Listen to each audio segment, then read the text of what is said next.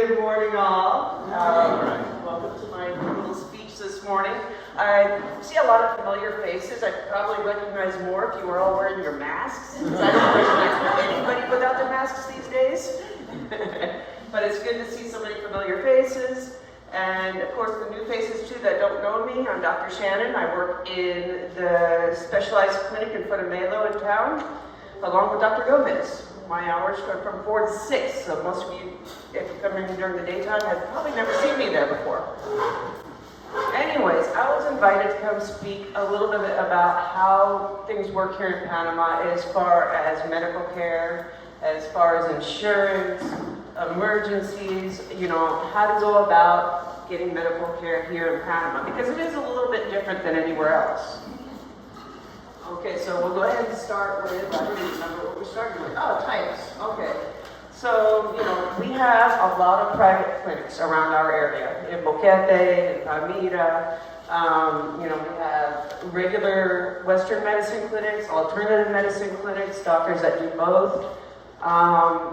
These clinics generally do not use insurance. We will fill out your insurance paperwork, but we don't work with co-pays and that kind of thing. Most clinics do accept either cash, debit card payments, etc. But always bring some cash with you for the ones that don't, or for when the system goes down, which is quite often. Our public clinics are like the Ministry of Health and the Social Security. We have one of each in our area in Bajo Boquete. The MINSA clinic, or the Ministry of Health clinic, is the one that's right next door to Romero's Supermarket on one of the main streets, one that parallels Main Street. Right after that is the Polyclinic, the Social Security clinic. And that is right across from the fire station, or a lot of people say, the one that's behind Tap Out. That's how you find that one. Everybody knows Tap Out, what can I say? You tell them, deposit it? No. Tap Out? Oh, I know where that is. So, private hospitals. Yes, there are private hospitals, but not up here in Boquete. You have to go down to David. There are 3 private institutions in which you can receive medical care. Yes, some of them do accept insurance, private insurance.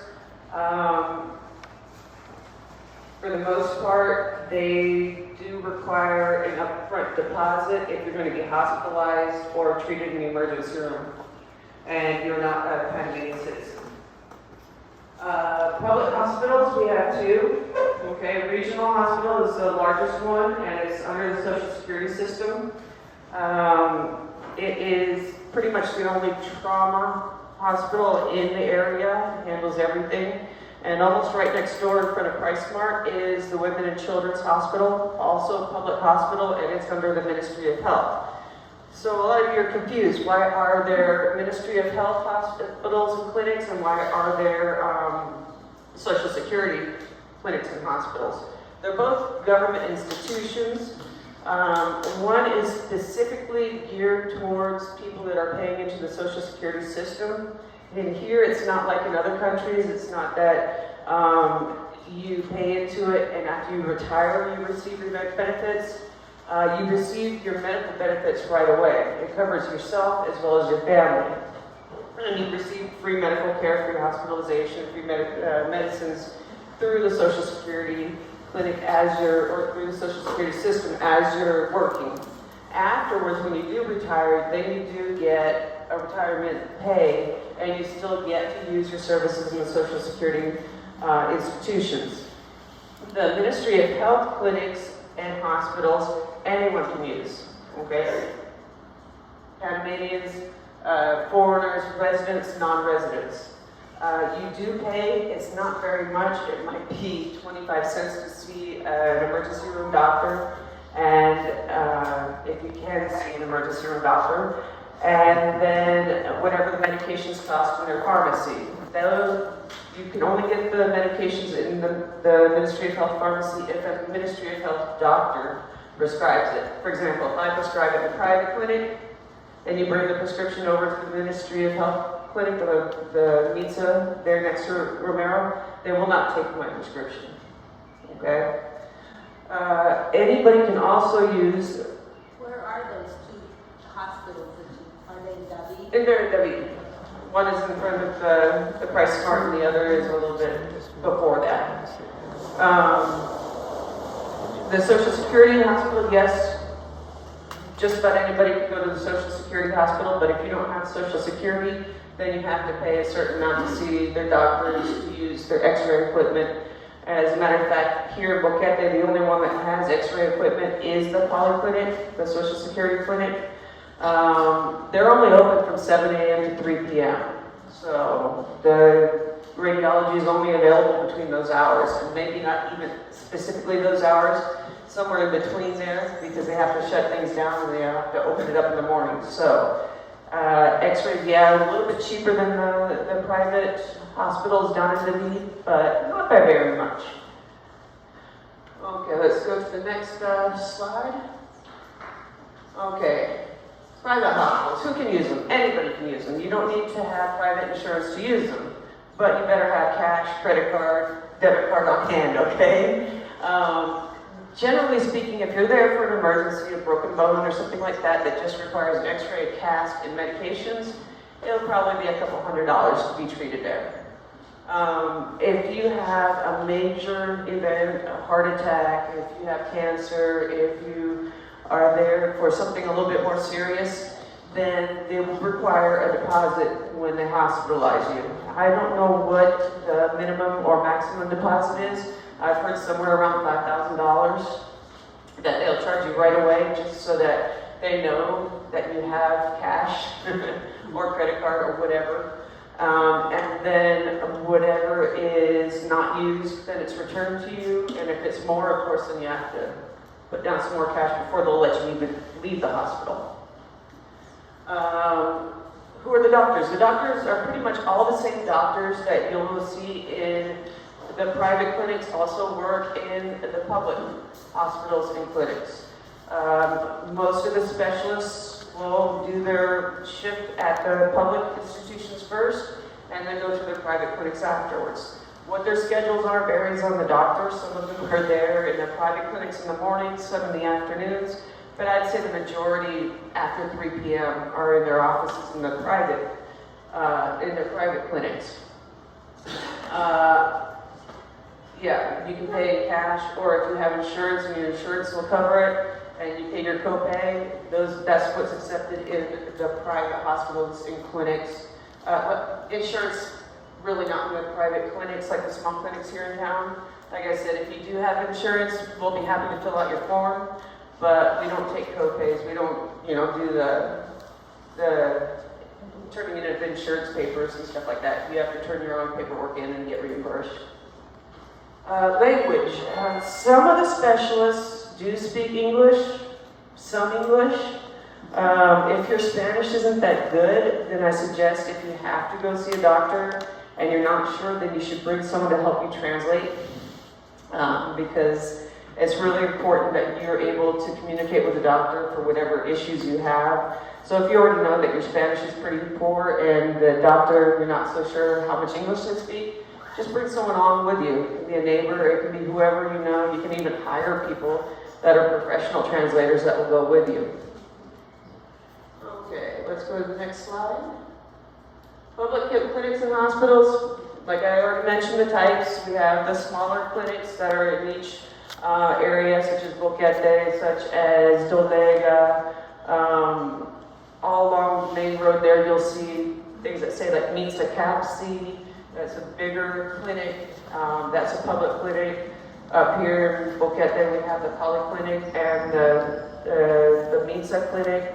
I think in Dolega, they have a small Social Security clinic.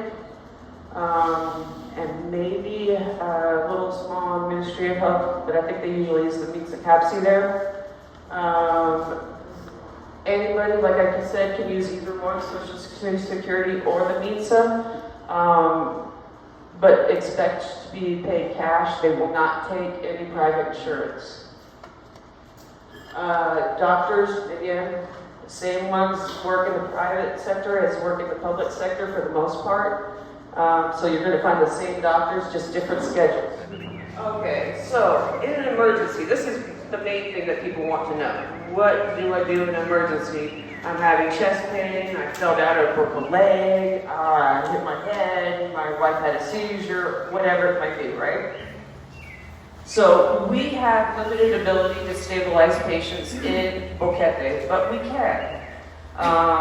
Chest pain, whatever we've got, the private clinics, the public clinics will have electrocardiograms, they will have medications to stabilize, IVs, but the dilemma here in Boquete is how to get people down to David. We don't have a great emergency services, for example, ambulances and paramedics in our area, although it's a lot better than in other areas of the country. We have the Ministry of Health ambulance, which is pretty much for their patients. We have the Social Security ambulance, which is pretty much for their patients. Although they will come out to some emergencies, but the central line has to be dialed. The central line is 107. And then you have to convince the person on the other end that it truly is an emergency and you need the ambulance. And you have to do it in Spanish. So that can be a problem for most of us. We do have a 911 system, okay? We do have a public system to send an ambulance out. One of them is in David and one of them is in Dolega. Now, if the one in David is busy, then Dolega has to cover David because David is much bigger. So where does that leave us? Leaves us waiting for an ambulance is where it leaves us. So, you know, in very rare cases, will the fire department go out? You can call the fire department, and the number is up here as well. Cuerpo de Bomberos, 103. Okay, that's the fire department. They're pretty much reserved for road accidents, falls, you know, those kinds of things. They will come out for those. For a personal emergency, no. I can't even get them to come out to the clinic and pick up the patient that is having a heart attack. So don't expect them to be a whole lot of help. The Red Cross has an ambulance. This ambulance has a driver. The driver, I believe, lives in Dolega. So they can't get up here too quickly. And it doesn't have a paramedic. It doesn't really even have oxygen most of the time. So there's where you're in trouble. The ones at the Social Security and MINSA are fully equipped. They have their paramedics, they have oxygen, they have IV meds and IVs. And they're really the best bet. But my advice is, you know, scoop the person up and get them to David as quickly as you can. All right? If it's a heart attack or you suspect a heart attack, bring them to one of us and, you know, we'll stabilize, we'll do whatever testing we can and then advise you what to do next. But don't rely on an ambulance to be there anytime soon. I had a patient that had an asthma attack once in the middle of the night and I went in and I treated her, but she wasn't getting a whole lot better, so I waited about 3 hours for an ambulance to show up and then they didn't have a paramedic on board, so then I had to go with the patient down to the hospital. So, know your neighbors. Get a car. Sign up for one of the private ambulances that are available in David. You'll pay a monthly fee. They'll come pick you up, and they will bring you to the hospital of your choice. Those are my suggestions. Anyways, learn these numbers, okay? The first one's Sume 911, that's our 911 ambulance service, okay? The second one beneath it, that is the fire department, okay? Kitty cats stuck on roofs, snakes, you name it. Fires, of course. That's the number you call, 103. This is from a cell phone. The National Police is a central number. It's for the entire country, 104. We do have a local number for a police department in town, but I don't have it on hand. Also, the Red Cross, this is a national number.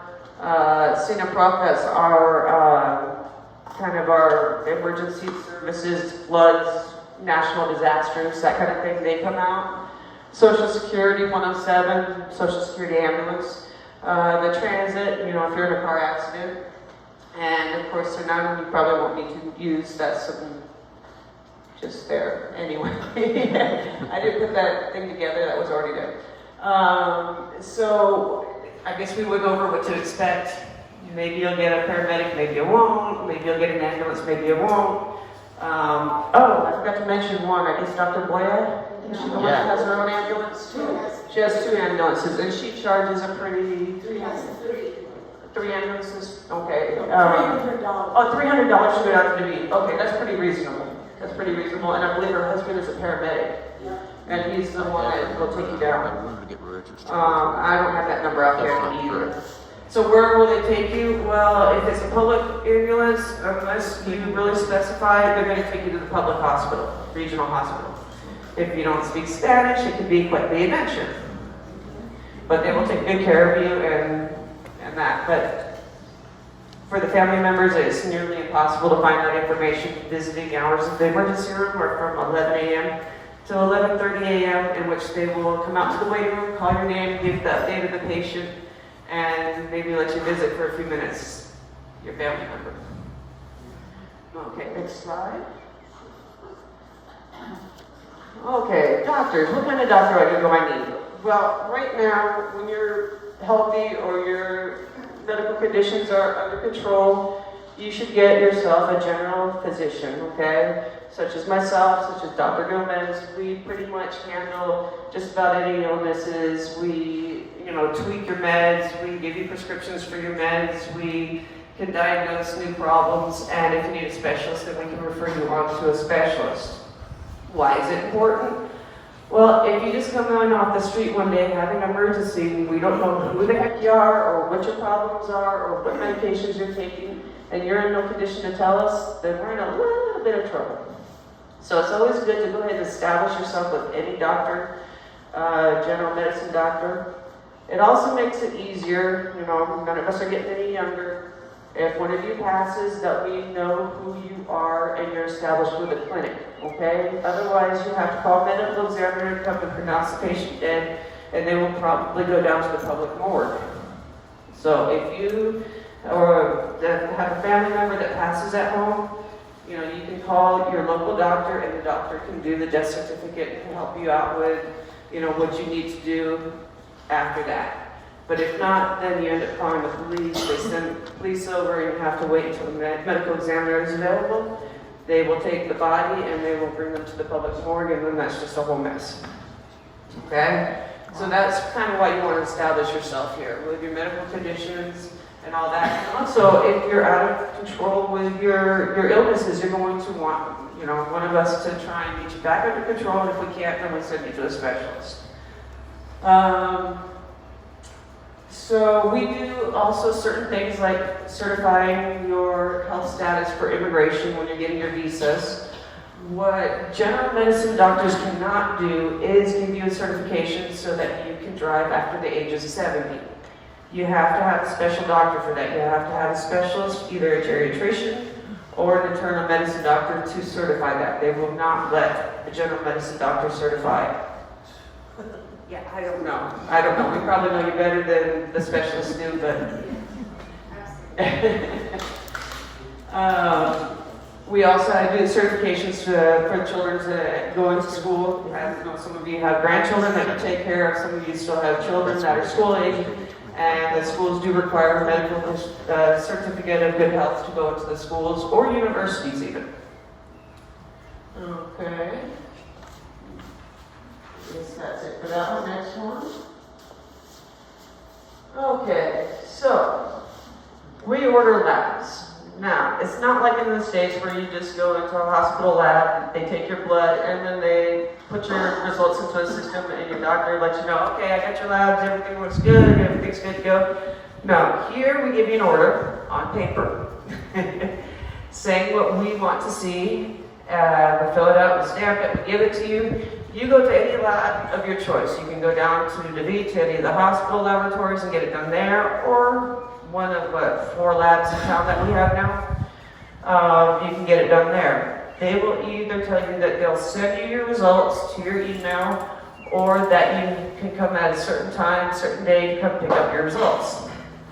And then you get in contact with your doctor and you make an appointment to bring your labs back to get them read, and to see if you have to make any changes, or just to know your basic health status. Do you need an appointment to go to a laboratory? No. No, you just walk in, give them the paper, and basically they'll pretty much do it right away. Unless you're going to the Social Security polyclinic in town, then you have to go really early, like 6 a.m. before they even open, form a line, show them the paper, show them your ID, and if you're lucky, they will give you a number. Not a lot of fun, so I don't recommend it. Okay, next one. Okay, well, that's a little bit off topic of, my actual area, but since this is part of health and hospice, we're going to touch on it.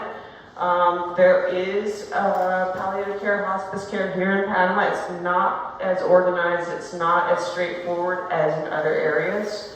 It's mostly the public institutions that are now offering the services, both the Ministry of Health as well as the Social Security. The Social Security, from what I understand, is only available to those that have Social Security, so anybody else would have to go through the Ministry of Health. Or if it's, for example, a cancer and oncology hospital. I know that Regional Hospital down in David has a palliative hospice care program. The polyclinic up here in Boquete has one, and the MINSA up here in Boquete has a program. As again, it's not very well organized. You're not going to see a whole lot of use of morphine and that kind of thing to control pain, or the normal meds you might find somewhere else. For example, in the United States, there are various private institutions like Vitae Health and that will offer home health care services for things like that. Very expensive from what I understand, but it is available. Most of the general medicine doctors do practice a lot of palliative type care and hospice care in homes. I have done it, my colleagues have done it, but it's not the best system in the world. So what's the difference between hospice and palliative? Well, palliative anybody can use, really. It's for any kind of prolonged severe illness that can be life-threatening. But once we move into hospice care, we're talking about somebody that is actually terminal, that has no ability to get better on their own or even with medical care, and that's when they enter into hospice care. We try to put a time on it, like 6 months is generally the time limit that we suspect that they're going to be able to survive. And that's the difference between palliative. Like, you could have a heart attack and not be able to do your daily routine. That would require some palliative care.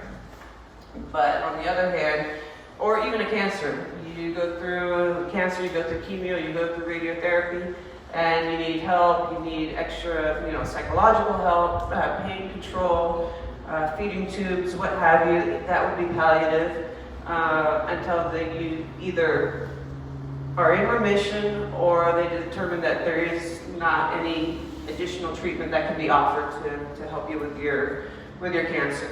So that's basically the difference between palliative and hospice. We offer quite a bit of both as general medicine physicians, and some of the specialists will also step in.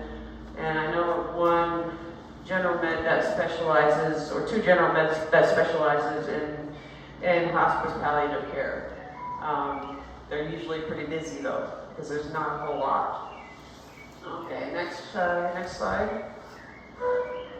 Okay, medications. Do you need a prescription? What do you need a prescription for? Well, any controlled substance or any antibiotic, some psychotropic medications, and there are various other medications that get a little bit more strict where they require a prescription.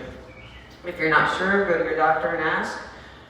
You can ask at the pharmacy, but another problem we have here is that a lot of the medications that you are taking are either not available or not available at the moment, and they will tell you that they don't even exist here in Panama. It's not true, it's just that it's not here at the moment. So you might need to come see us to either change medication or what have you. What pharmacies do you use? You can use any of the private pharmacies in town. We have like 1 million of them. I've lost count, but they keep opening new ones. They vary in price. You know, you can go around shopping from place to place, and there could be as much as like a $20 difference. So, you know, really do your homework on that one. A lot of them offer, if you buy 2 months of treatment, they give you the 3rd month of treatment free. Or if you buy an entire box of treatment, then you get, you know, 20% off. So do your homework, and you can get some pretty good deals. Medications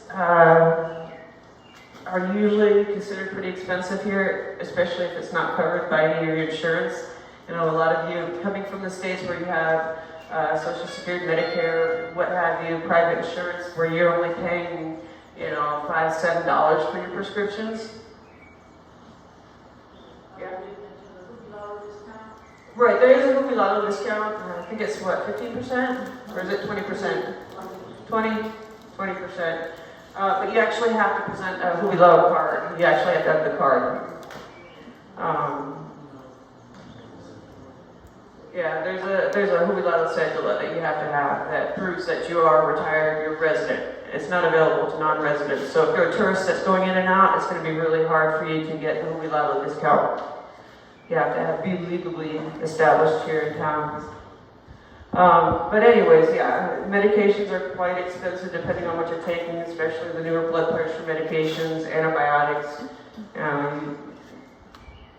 Can pay, some people I know are paying like $300 a month for their medications because they can no longer get them in the States. After they've been here for a year, they lose their doctor in the States, and the doctor will no longer prescribe the medications and send them on.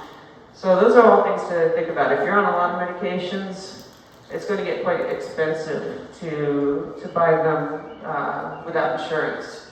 And the other problem here is that insurance over 70 is really hard to get. And you will pay an arm and a leg to get it. Otherwise, it's pretty economical to buy insurance. Unless you have pre-existing conditions, they will not cover pre-existing conditions here, so those will be left off anyway, and they won't cover the meds or the treatment for those anyway. So it all sounds kind of bleak, I know. But medical care in general is overall cheap. Save your money, put it in an account, and use it towards your medical. Instead of paying your monthly premiums, just sock it away and use it for an emergency, right?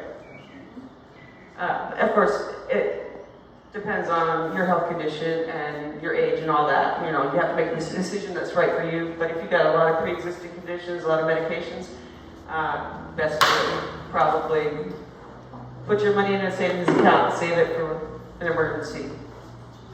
Okay, next one. Okay, well, we already kind of went through the insurance. You can use your insurance, international insurance, if it'll cover you here through the States. Of course, usually you end up paying up front and then getting reimbursed, and then I don't know how much they cover. Local insurance you can also find.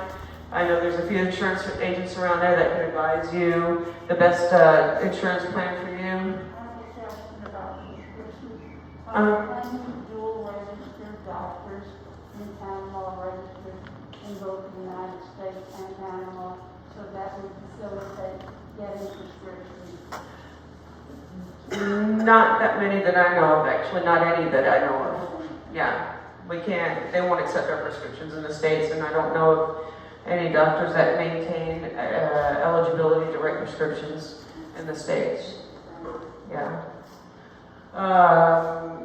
Local insurance, like we were talking about, you can also get insurance right through a specific hospital, but it's only with that specific hospital and it's limited. And then you have to make sure that you're getting coverage for everything, including like if you happen to get cancer or something or other. If it's not specifically stated, then it's not going to be covered. It'll cover your basics. And like I said, age and pre-existing conditions makes it a little bit more difficult to get insurance and to get covered. Okay. Vaccinations, where can you get them? How can you get them, and what's the cost? Really, since they're free, the private clinics do not give them because we would have to charge for them because they're quite expensive to bring in. And nobody would come to us to get them because they're free in other places. So where can you get them? Well, the MINSA clinic in town, the Social Security clinic in town. You can get just about all of them. Flu, measles, mumps, tetanus, yellow fever you cannot up here, that's down in David. But just about anything else you can get up here in town as long as it's in stock. Certain ones, they open one vial, and they need at least 5 people there to be able to open the vial because otherwise the rest is wasted. They can't keep it. So I think that's pretty much only the COVID shots that they require that you have a few other people. I have a question about the pneumonia vaccine. Do you know if they have the pneumococcal vaccine, that's the new one that they give in the States? I know there's 2 different ones that you get. There's one that covers like 7 strains, the other one covers like 12 or 16 strains. They have both of those. Do you specify which one you want? They look at, usually what they do is they look at your health card and see which one you got, because each one is given at different intervals. One of them is just, you give it once, and then the other one is like one every 10 years, or maybe it's even lifetime, I don't remember. What's better, to go to Social Security or MINSA for that? Whichever one will give it to you. Right.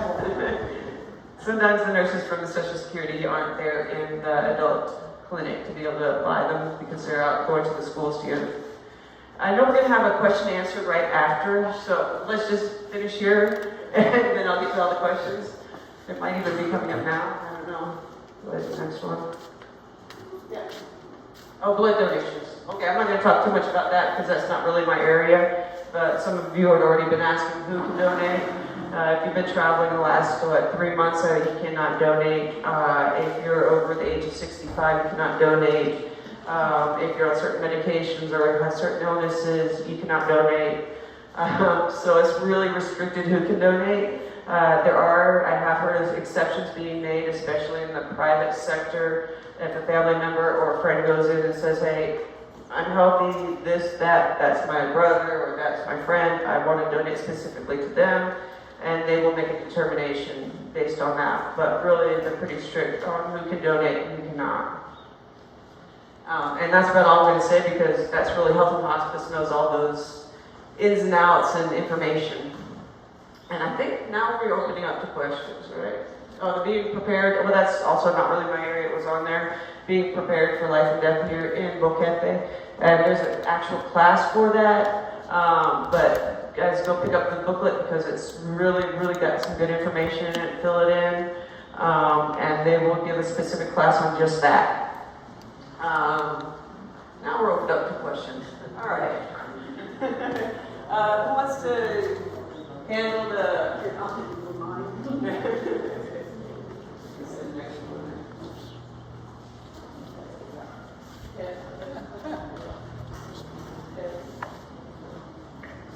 Yes. For the pneumonia vaccine, it's been about 2 years ago. I went to MINSA, and they give the one called Pneumovax 23. Okay. And you get one vaccine, 1 year later to the date, you should get the second one. Okay, perfect. Yeah. I know there's some kind of timing in between, but that's not really my area either. That's really nursing more than anything. Dr. Shannon, how come there is no shingles vaccine here in Panama? Shingles. The shingles, yeah, that's a very good question because they do have vaccines for the kids for chickenpox. So why don't we have the shingles vaccine? Well, a couple of years ago they were trying to bring it in. They were trying to get interest to bring it in. I would assume it has a lot to do with cost and budgeting. It's pretty expensive stuff.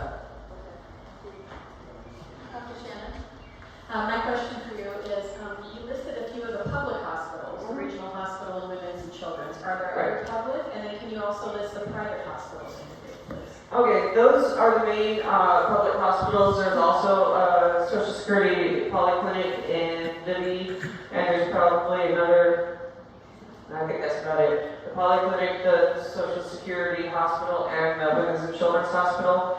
As far as private hospitals, we have Chiriquí Hospital, May Lewis Hospital, and then Cataract Hospital Clinic is also available. It's a little bit smaller, but it does hospitalizations and surgeries and stuff too. Hospital Cooperativo. Oh yeah, there's another one, thank you. And I believe there's another office for Cooperativo up here in Boquete. I don't know if it's still operating, but they moved it up here. Smaller clinic. Dr. Shannon, when would you choose to go to May Lewis as opposed to going to Cherokee? Are there any reasons for that? There's no real difference between the two unless you're wanting to go see a specific doctor. That doesn't work in one or the other. The cost is going to be about the same. The treatment's going to be about the same.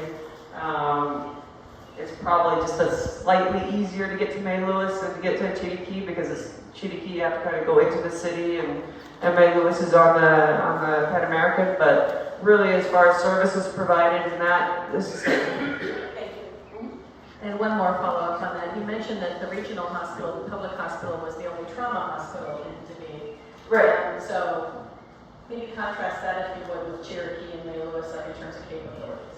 I mean, Chiriquí and May Lewis, while they will handle trauma, they're not specialized trauma hospitals. They don't have the ability to, like airlift anyone out or send them on an ambulance to get out.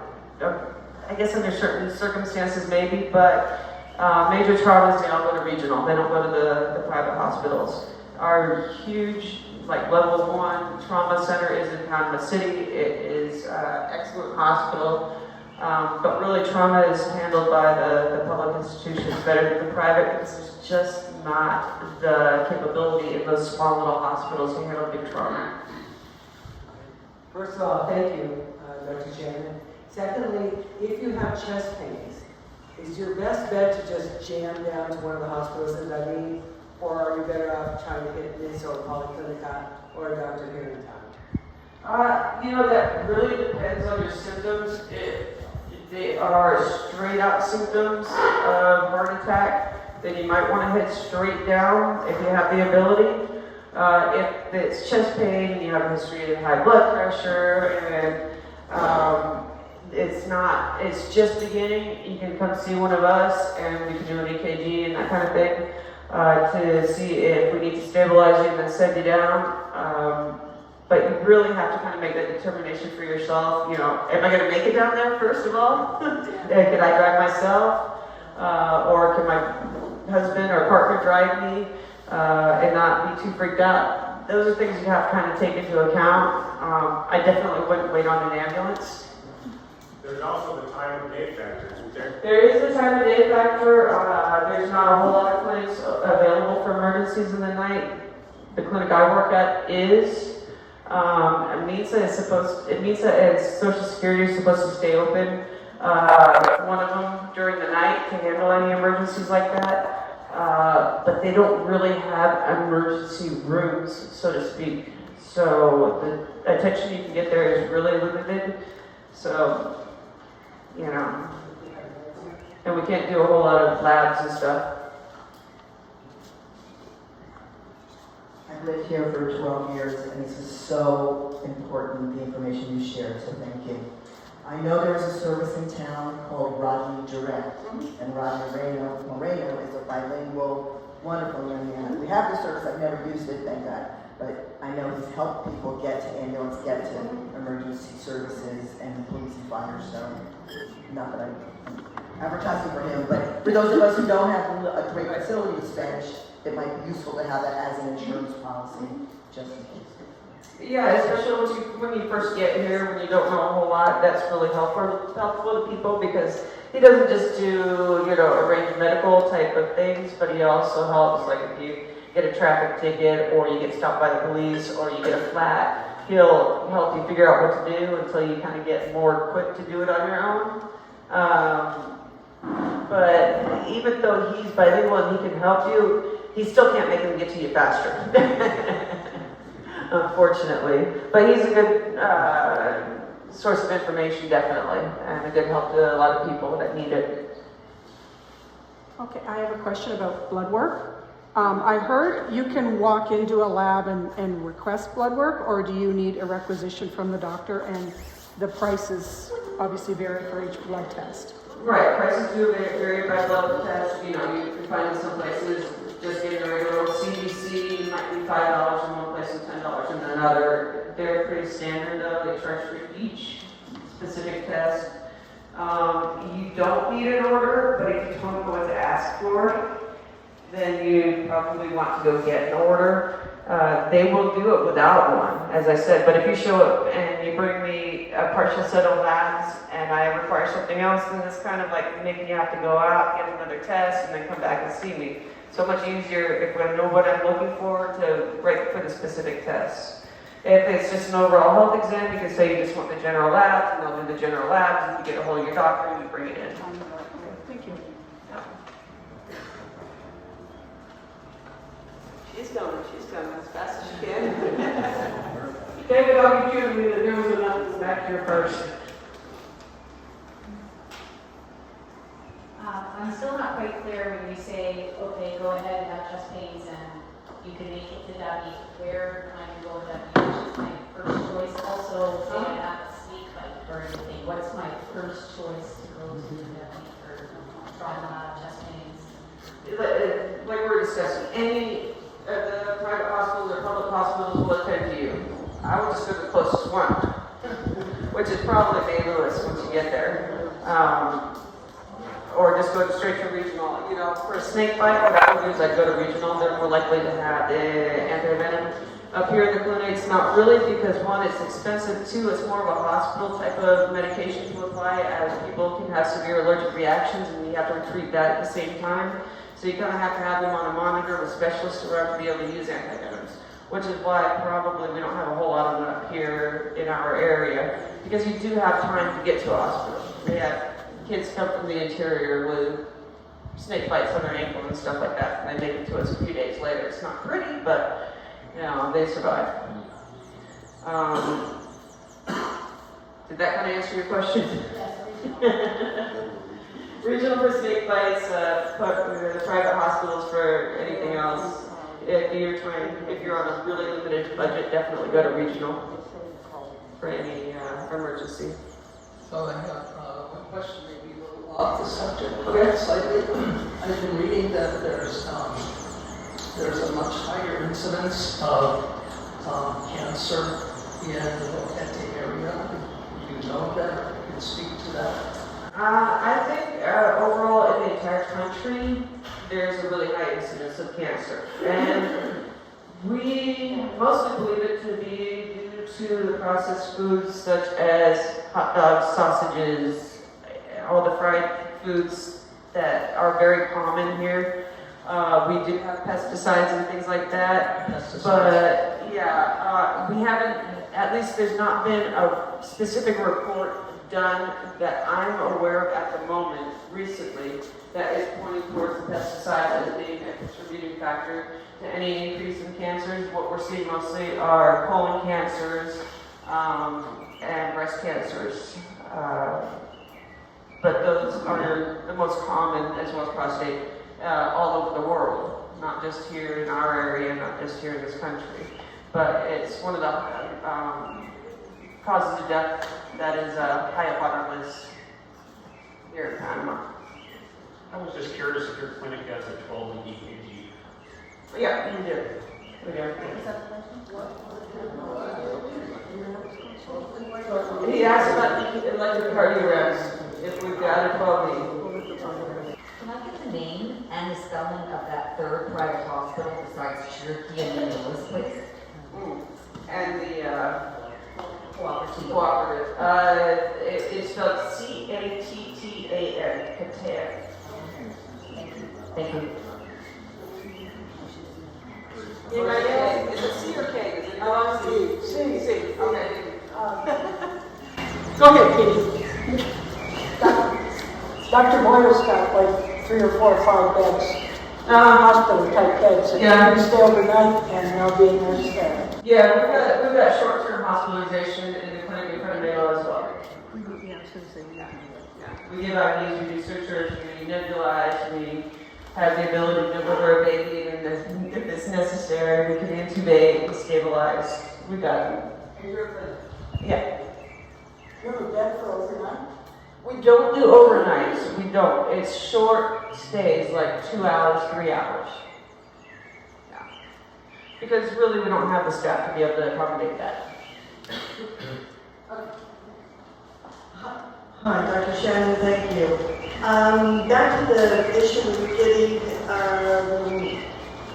the paperwork that you need for a driver's license over 70. I did read something that changed recently, and you kind of mentioned it, that only certain doctors can now do it, and I kind of missed what you said. Oh, it's always been, well, as far back as I can remember, it's always been internal medicine or a geriatrician that are able to do those certificates. Only them. And really, what they'll do is they'll just check their overall health. They might require like a blood sugar test and a blood type, and that's about it. It's really simple. Dr. Shannon, international. You mentioned both colon cancer and breast cancer, and my question is this: how available is the colonoscopy, mammograms, and in addition to that, prostate testing? Okay, yeah, it's readily available, readily. You can go down to any of the public hospitals, private hospitals down at the beach, and just walk in and get a mammogram. Prostate, we can order the PSAs. We have urologists that come to town and they will do the actual checks, or you can go to the office and they'll do the ultrasound plus the, what we call the finger wave. And so that's easy. We have GYNs that come to town that will do breast exams, but the general med can also do the breast exam, pap smears, order the, if you need a sonogram of the breast because the mammogram wasn't sufficient, then we order those. But it's readily available. Okay, we're going to do one more question and then we're going to cut it off because Dr. Shannon has to get back to work.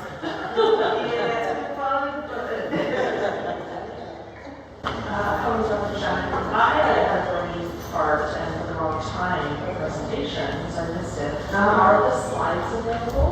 Which one? The presentation? Yeah, they'll be available. Yeah, it's being recorded.